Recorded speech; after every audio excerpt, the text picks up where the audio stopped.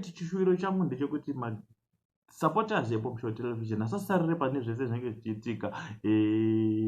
Nyaya ndeya Robert Junior. Robert Junior ari kurwara ende ari kuhospital zvamai vanje kuSingapore. Saka nangoti mafans ePopShow Television hafanira kusaririra humbowo hwacho huripo ari muhospital, mapictures aripo. Saka kana if you are new here, don't forget to subscribe to our channel. Asi kana uri returning subscriber, much salute, makapenga, ndimi mune yese, ndimi kuita kuti tirambe tichienda kumberi, tirambe tichipusha.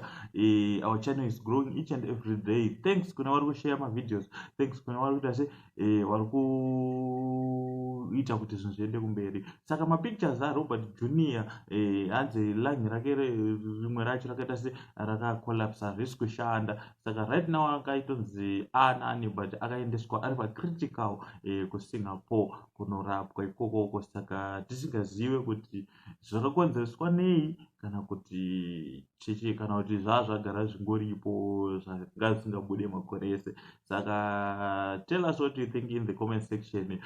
Modudza kuti mukufungewo nezvazvo and what can you say kuna Robert Junior ari muchipatara. Thanks for watching. Mapictures ndeochi ari kungobuda